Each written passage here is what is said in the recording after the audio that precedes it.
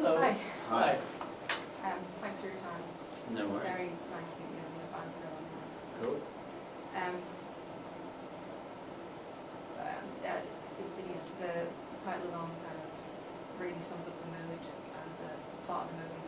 And I've heard it's one of the most looked up words since the release of the movie as well.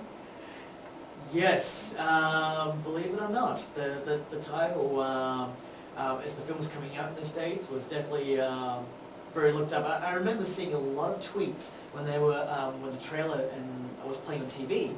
The ads were playing on TV. I just remember two constant tweets I would see from people would be one would be, "Oh my God, this trailer looks so scary. This film looks so scary," followed by, it goes, "Insidious, it looks so scary. This trailer for Insidious movie looks so scary," followed by, "What does Insidious mean?"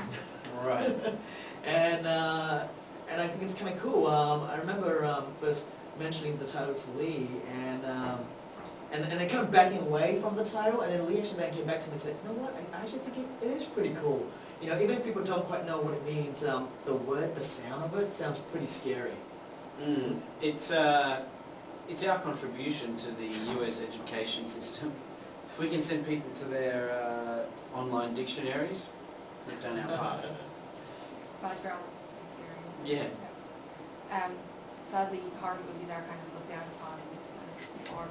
I think you've made a good contribution to try and rectify that, but what are your feelings on the kind of horror genre and genre movies?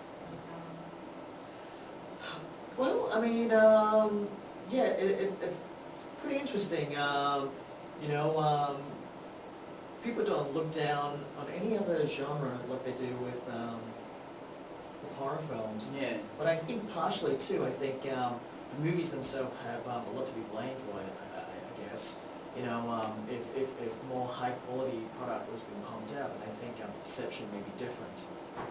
Yeah, I think that people who look down on horror don't understand it, you know. Yeah. And that usually happens with anything. People look down on heavy metal music if they don't understand it. They look down on classical music, whatever. It's the point of view of people who aren't going to go and see these films anyway. But people wanting to be scared is a really old tradition. It's been around for a long time and it's going to be around for a lot longer. So horror films aren't going anywhere. Speaking of being scared, you guys went all out. You really wanted to scare people this time, and if the trailers alone, the reaction shots. What's been kind of your favourite reactions so far? Well, part of the fun for Lee and I when we go see the film is not actually seeing the film anymore because we've seen it so many times and we're sick of it.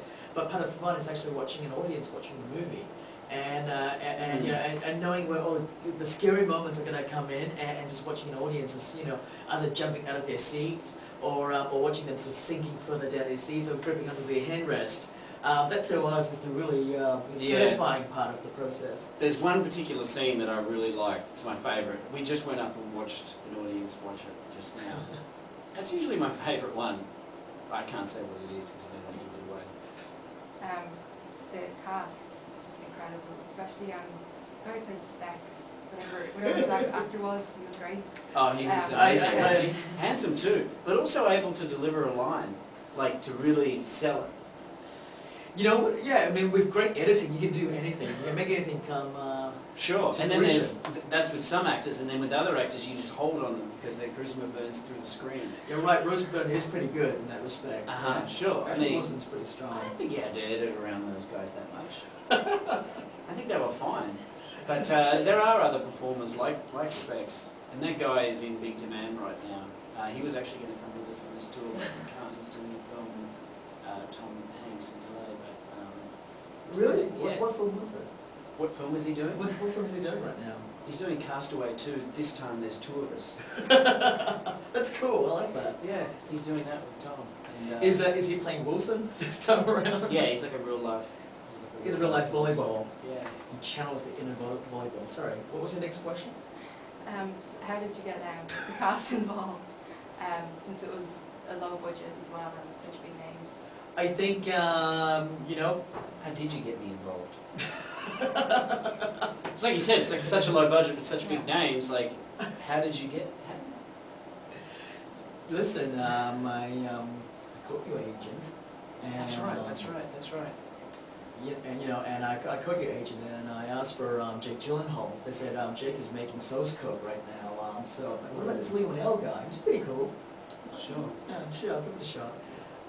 No, in all seriousness, Leigh wrote a fantastic script. He wrote a really great.